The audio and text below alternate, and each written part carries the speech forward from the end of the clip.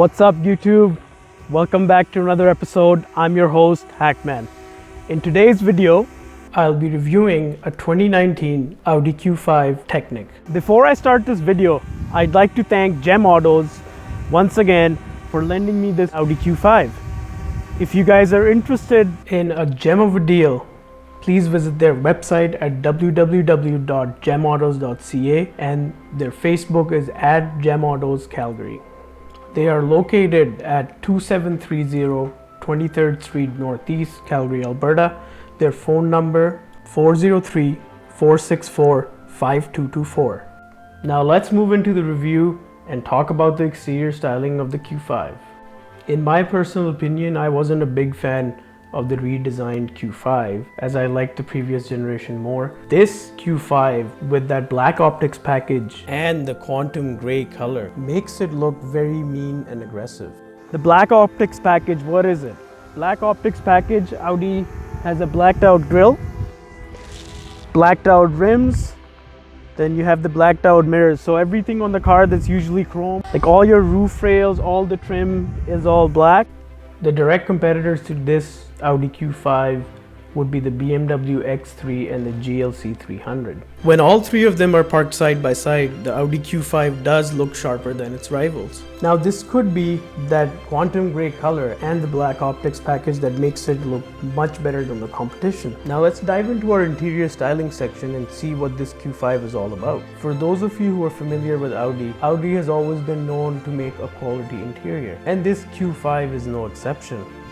When you compare the interior of this Q5 to the GLC 300 and the Bmw X3, this interior looks more futuristic, especially because this has that Audi's digital virtual cockpit. It just makes it look more futuristic and next generation.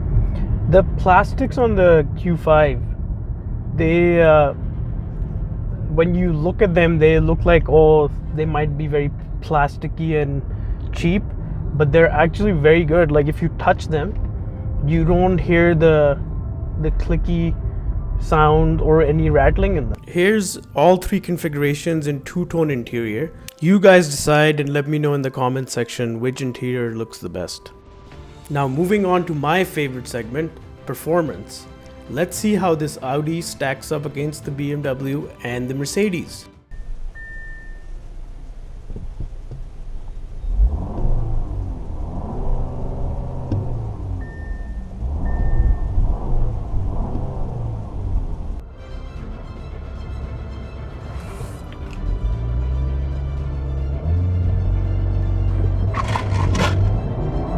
Shit, front end just lifts off.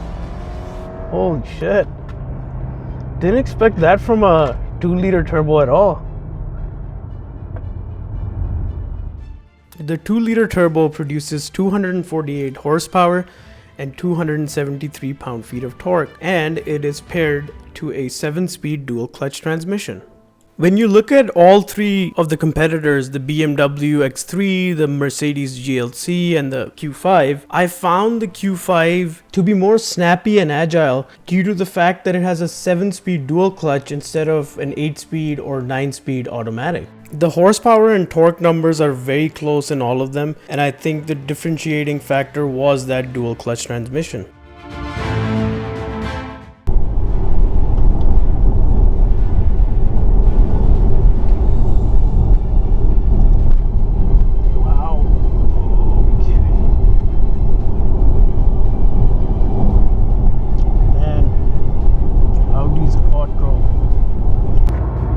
Comfort mode is just like what it says it is, but not sluggish by any means. It's a little hesitant.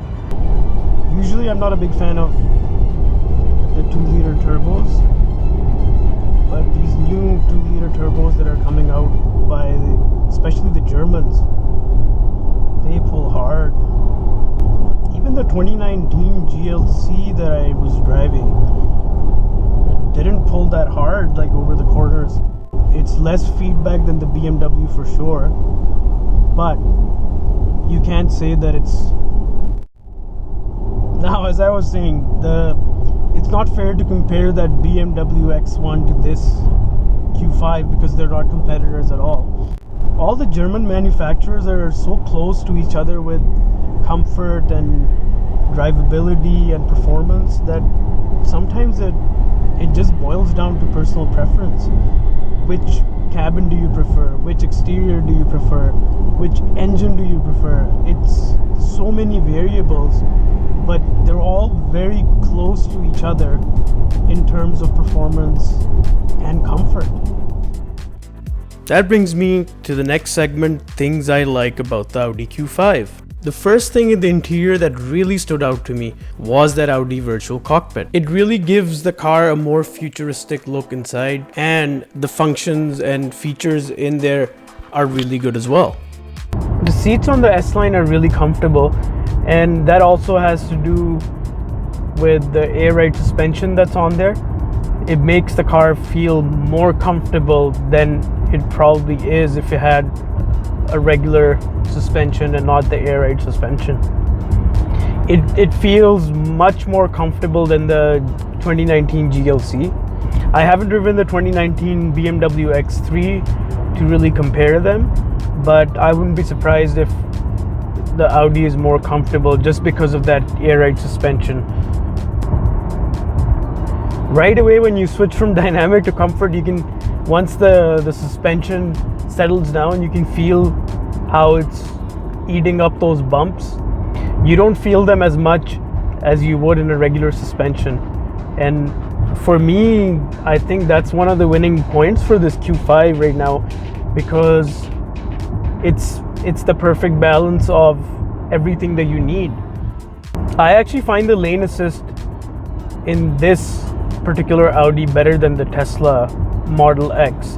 Now the Model X was a 2017, so I'm sure Tesla has fixed that by now.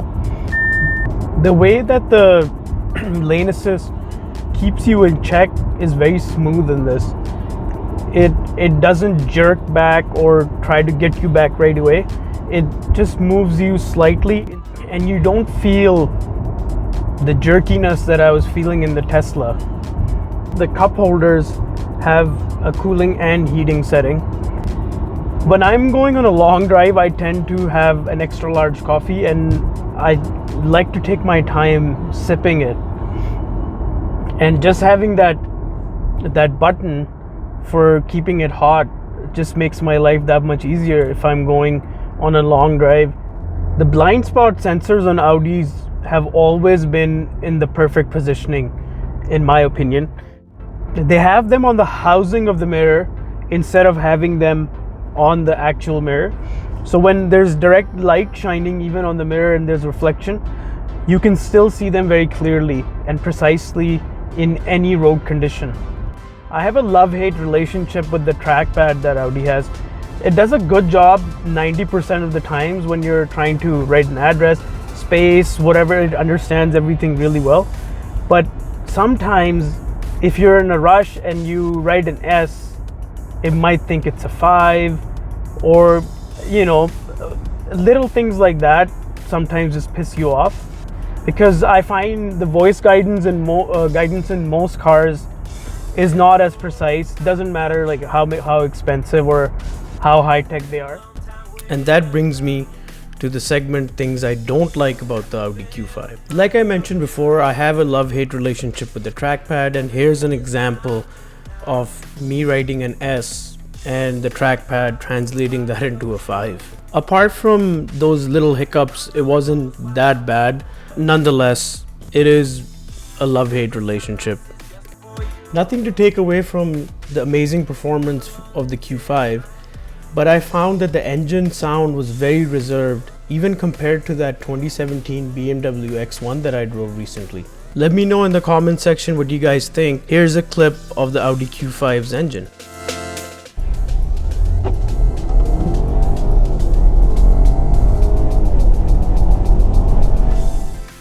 The armrest on the Q5 interferes with your cup holders a lot. You'll find that armrest bothering you quite a bit if it's a larger cup. That brings me to the end of this episode and share my final thoughts with you guys on this Audi Q5. With the price close to 62,000 brand new, is this Q5 better than its competition? And is it the perfect balance of comfort and performance? It finds the perfect harmony between comfort and performance. What really made it stand out for me was that air ride suspension option. It's buttery smooth and even gravel. That's how good it is. And that Audi virtual cockpit. That brings us to the end of this review. Hope you guys enjoyed. Thanks for watching. See you guys next week. Hakman out.